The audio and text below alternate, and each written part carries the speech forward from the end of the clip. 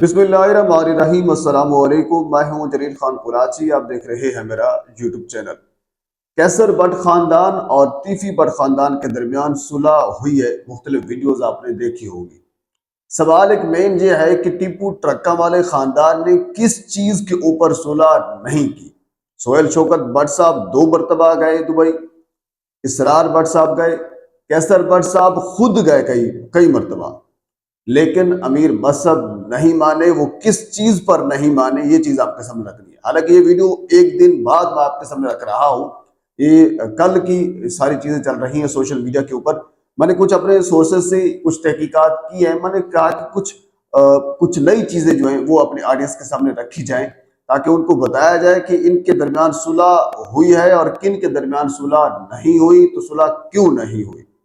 अच्छा, पहले सुलह के हवाले से गुफ्तगू कर लेते हैं। तिलावत कलाम पाक से आगाज किया गया और उसके बाद फिर हमजा जो जवेद भट्ट साहब के बेटे हैं वो खड़े हुए और उन्होंने ये कहा कि हम इस तिलावत के बाद कुरान खानी की गई जवेद भट्ट साहब के लिए, और उसके बाद फिर जवेद भट्ट साहब के बेटे खड़े हुए और उन्होंने ये कहा कि हम अपनी आने वाली नस्ल को ये दुश्मनी नहीं देना चाहते और हम सुलह करना चाहते हैं। उसके बाद फिर वक्तन फवक्तन हर एक ने गुफ्तगू की। इस सुलह में सबसे मेन किरदार शफकत बग्गा भट्ट साहब। मैं अपनी 12 वीडियोस के अंदर आपके सामने ये चीज रखता रहा हूँ। ये जो लखोटेरिया का एक ग्रुप है, ये उस ग्रुप के अगर सरबराह कहा जाए इसको, तो ये कोई गलत नहीं होगा। ये बेसिकली उनके सरबराह हैं और इनका तकरीबन 30-35 साल पुराना ताल्लुक है तीफी भट्ट साहब के साथ। तो इन्होंने बड़ा मेन किरदार अदा किया कैसर भट्ट साहब और तीफी भट्ट साहब के दरमियान सुलह करवाने में। और इसके बाद फिर सोहेल शौकत भट्ट साहब जो सूबाई वजीर हैं, पाकिस्तान मुस्लिम लीग नून से उनका ताल्लुक है, उन्होंने किरदार अदा किया। साबी भट्ट साहब हैं, मुअज्जिम भट्ट साहब हैं और भी बहुत से किरदार हैं जिन्होंने अपना अपना किरदार अदा किया है। अच्छा, ये सुलह हुई किस चीज के ऊपर है? सुलह बेसिकली इस चीज के ऊपर हुई है कि कैसर भट्ट साहब ने ये इंश्योर करवाया है, यानी ये हल्फन करार दिया है, ये लिख कर दिया है, आप यूं कह सकते हैं कैसर भट्ट साहब ने, कि मेरा जवेद भट्ट साहब के कत्ल में कोई किरदार नहीं है और उनकी प्लानिंग में भी कोई किरदार नहीं है। क्योंकि होती तो बेसिकली प्लानिंग है, उसकी बुनियाद के ऊपर आगे सारी कार्रवाई की जाती है। तो इस चीज को इंश्योर किया गया है टीफी भट्ट साहब की जानिब से कि कैसर भट्ट साहब का इस चीज से कोई ताल्लुक नहीं है। जब ये इंश्योर किया गया तो उसके बाद फिर तीफी भट्ट साहब मान गए और इधर से कैसर भट्ट साहब भी मान गए। लेकिन एक सवाल निशान पैदा यहाँ पे ये भी होता है कि आपको याद होगा कैसर भट्ट साहब ने बारहा ये कहा था कि मैं सुलह नहीं करूंगा, और उनकी मुख्तलिफ ऑडियोज भी वायरल हुई थी। उन्होंने कहा कि मेरा जीना मरना बलाज खानदान के साथ होगा, ये होगा वो होगा। तो फिर अब उन्होंने इस नहज पर आकर सुलह क्यों की है, ये भी आपको मैं आगे चलकर बताऊंगा। अच्छा, इसके अलावा कुछ लोग ये भी कह रहे थे कि अब इस सुलह की जो एक तकरीब मुनक्किद की गई थी जो मॉडल टाउन में तीफी भट्ट साहब के घर पे, उसमें कुछ पुलिस अफसरान भी शामिल थे। मेरे जरा के मुताबिक कोई पुलिस अफसरान वहां पे मौजूद नहीं थे। सिर्फ साकिब साहब हैं जो डीएसपी हैं, जो मुख्तलिफ गैदरिंग में होते हैं, वो सोशल बंदे हैं, वो वहां पे मौजूद थे। सिवाय सिर्फ एक डीएसपी के बाकी कोई और पुलिस वाला अफसर वहां पे शामिल नहीं था। हो सकता है उनके नुमाइंदे वहां पे मौजूद होंगे, बेशुमार लोग वहां पे मौजूद थे, लेकिन बजाते खुद कोई अफसर भी वहां पे मौजूद नहीं था। दूसरी बात ये भी सोशल मीडिया के ऊपर डिस्कस की जा रही है कि किसी प्रेशर की वजह से, पॉलिटिकल प्रेशर था या किसी एजेंसीज के प्रेशर थे, तो उसकी वजह से इन दोनों खानदान ने सुलह की है, ऐसा कुछ भी नहीं है।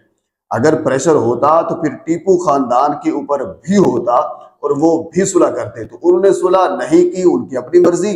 इन दोनों ने सुलह कर ली है और इस तकरीब में हर एक ने फिर गुफ्तगू भी की है। कैसर भट्ट साहब ने यही गुफ्तगू के अंदर कहा कि हम अपनी आने वाली नस्ल को ये दुश्मनी नहीं देकर जाना चाहते, हम सुलह कायम करना चाहते हैं। लाहौर के अंदर, पंजाब के अंदर, पाकिस्तान के अंदर हम सुलह की हवा को चलाना चाहते हैं। तो उन्होंने ये हर एक ने अपनी अपनी तकरीर के दौरान इस किस्म के कलमात अदा किए। ये बात यहां तक होगी।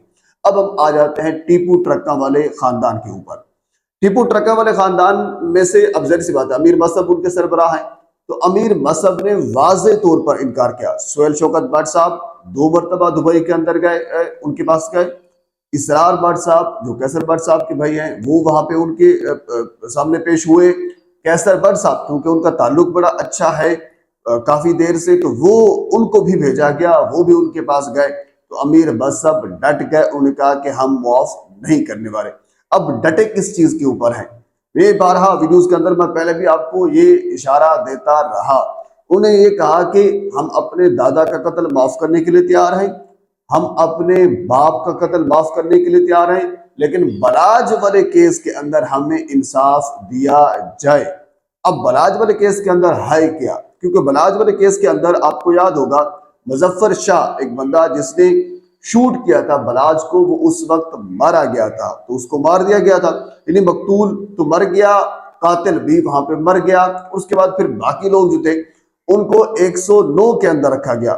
एहसन शाह को भी 109 के अंदर रखा गया, तीफी भट्ट साहब भी 109 के अंदर हैं, और इस तरह गोगी भट्ट साहब भी 109 के अंदर है। एहसन शाह का मुबैना पुलिस मुकाबला होता है, वो खत्म हो जाता है उनकी कहानी वहां से। उसके बाद फिर 2 किरदार बनते हैं, तीफी भट्ट साहब और गोगी भट्ट साहब। पुलिस ये कहती है, इवन की जो डीआईजी क्राइम यूनिट है इमरान किश्वर साहब, उन्होंने ये कहा हुआ है अपने प्रेस कॉन्फ्रेंस के दौरान कि उनकी तहकीकात के मुताबिक गोगी भट्ट साहब बिल्कुल बरी हैं, लेकिन क्योंकि उनको नामजद किया गया था 109 के अंदर, वो शामिल तफ्तीश नहीं हो रहे, तो इसी वजह से वो इश्तिहारी हैं, लेकिन इसके अलावा और कुछ नहीं है। अगर वो पुलिस के सामने पेश हो जाते हैं और उसके बाद सारी चीजें क्लियर हो जाती हैं, तो तकरीबन 95% चांसेस यही है पुलिस तफ्तीश के मुताबिक कि वो क्लियर हैं और क्लियर ही हो जाएंगे। बात रही सिर्फ तीफी भट्ट साहब की, तीफी भट्ट साहब इसके अंदर 109 के एक मरकजी मुलजिम हैं, लेकिन इस वक्त पाकिस्तान में मौजूद नहीं है। जब पाकिस्तान में मौजूद नहीं है और इसके अलावा उस मुल्क में है जिसके साथ पाकिस्तान का कोई MOU साइन ही नहीं हुआ, ये पुलिस जरा ये कहते हैं। इसी तरह जवेद भट्ट साहब कत्ल के अंदर, क्योंकि हमजा ने जो जवेद भट्ट साहब के बेटे हैं, उन्होंने ये कहा है कि हमने पुलिस को रिपोर्ट जमा करा दी है, अब कैसर भट्ट साहब की जो जमानत है वो हो जाएगी, क्योंकि वो कहेंगे कि हमारा मुल्जिम नहीं है। बाकी रहेंगे अमीर मसहब, अमीर फतेह और एक बंदा और था आरिफ भट्टी, जो 3 किरदार और हैं।